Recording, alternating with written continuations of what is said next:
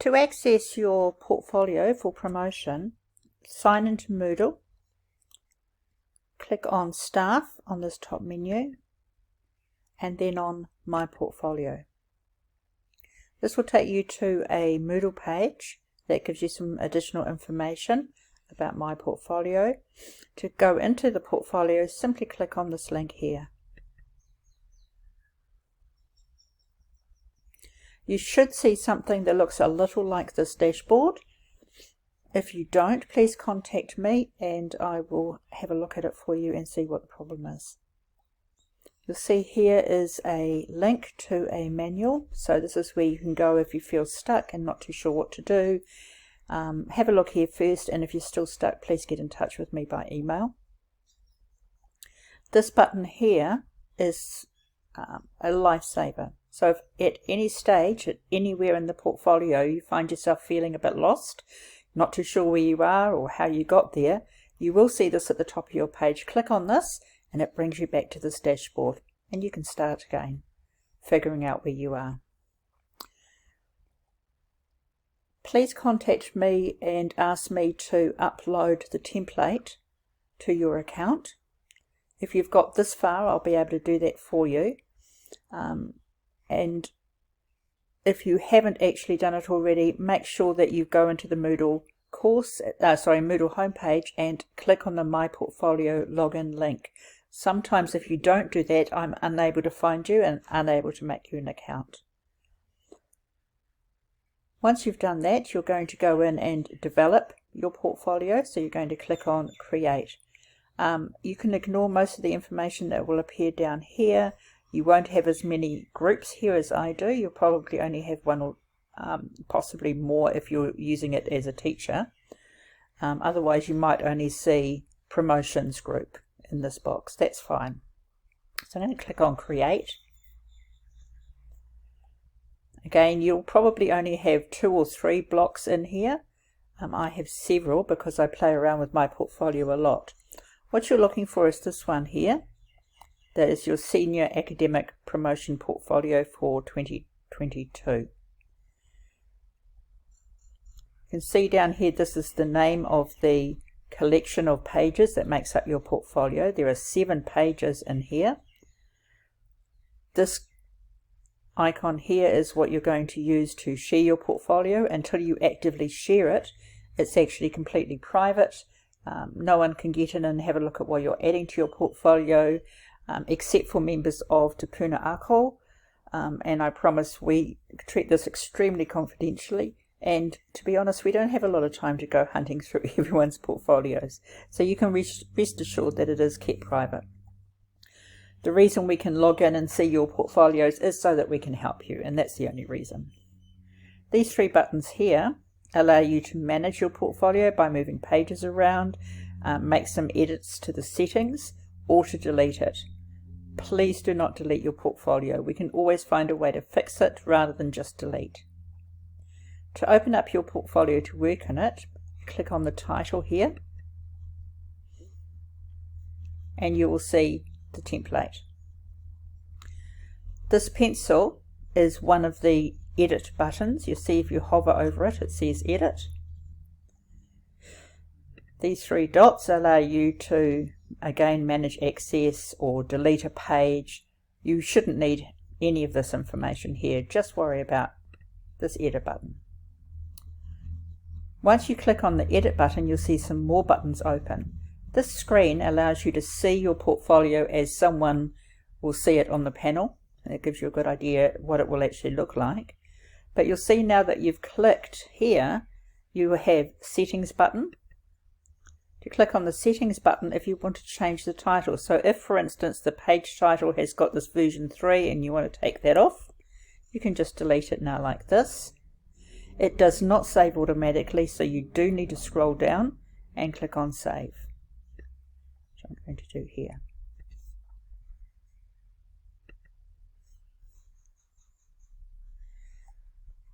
And it goes back to this page with the editing still turned on. On each page of your portfolio, you'll see there are these little, what we call blocks. So some blocks have already been added in for you.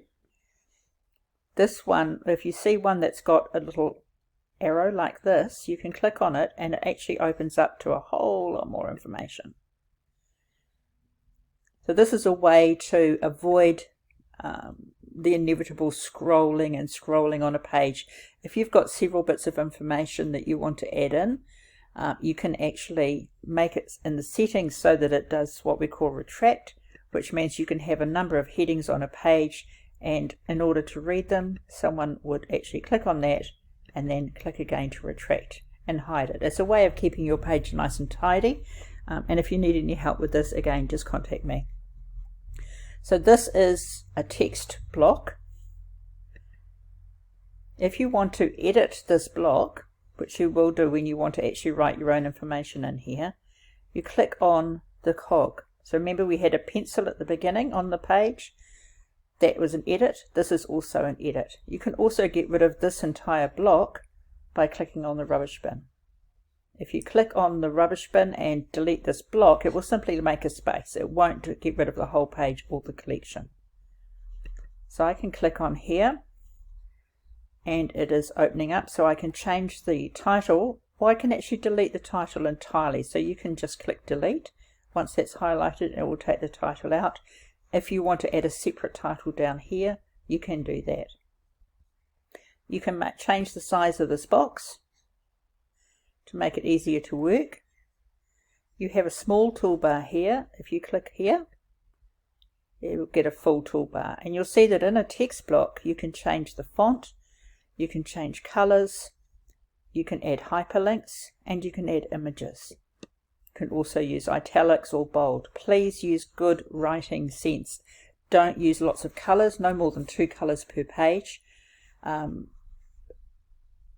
use multiple colors in a heading, and try and avoid using bold as much as possible or italics. There's usually no need for those.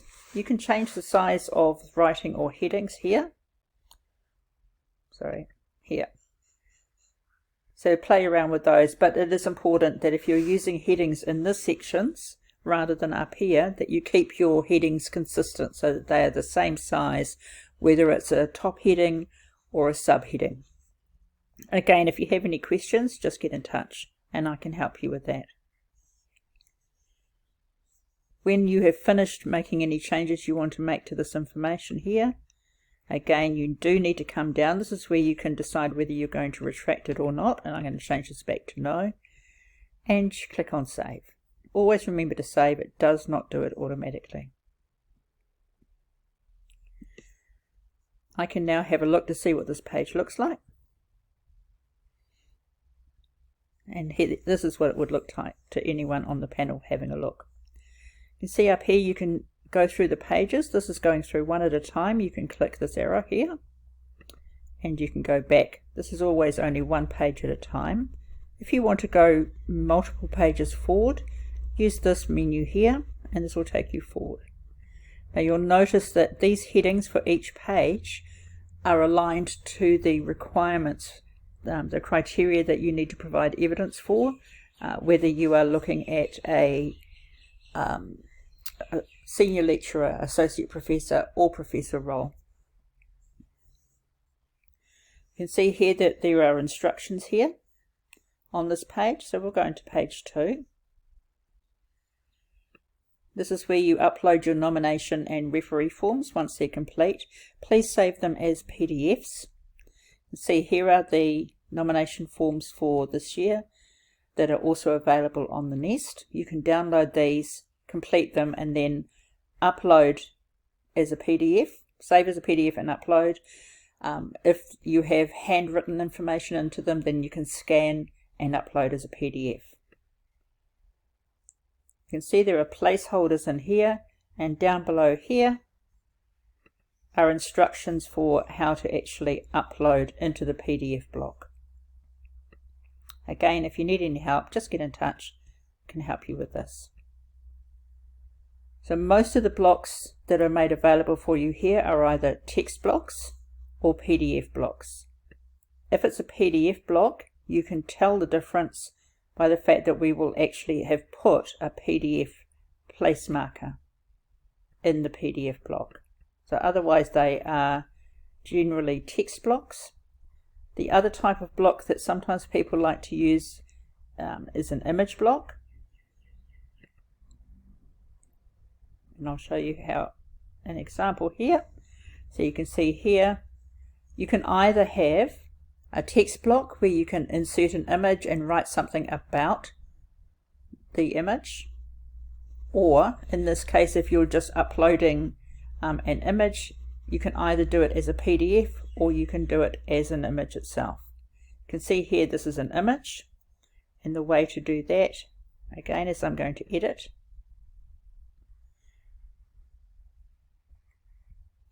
I'm going to add a block by clicking on this plus, and I'll click add,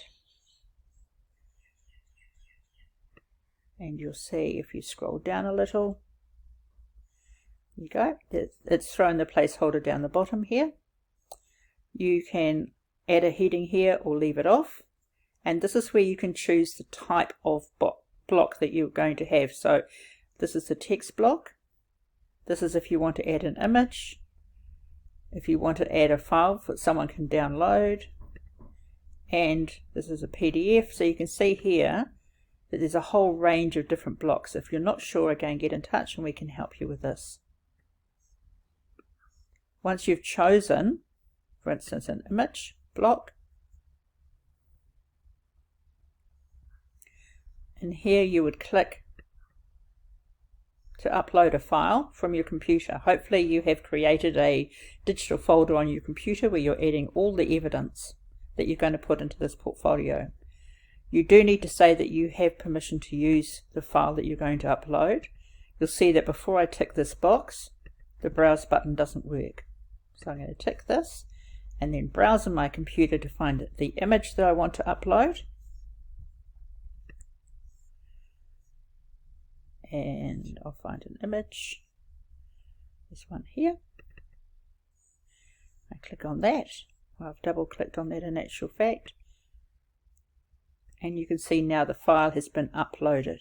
You don't have to worry about width because it will actually resize automatically.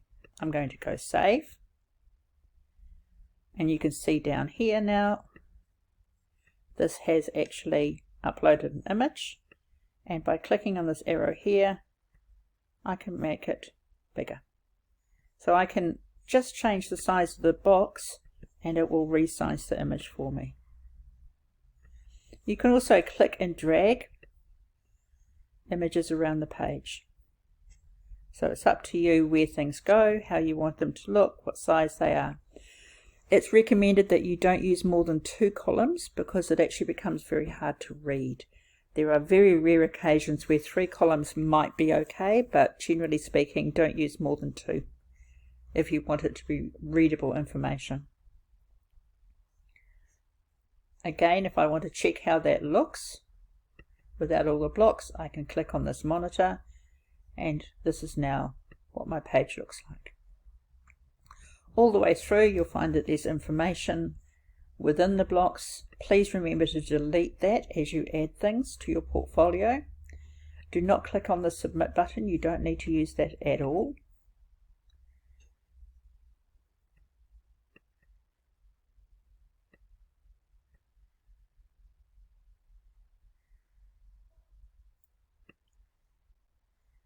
You'll find here, so already added some PDF blocks that you can use if you want to, but you can delete these. You can add text, you can add image blocks, whatever you want to add.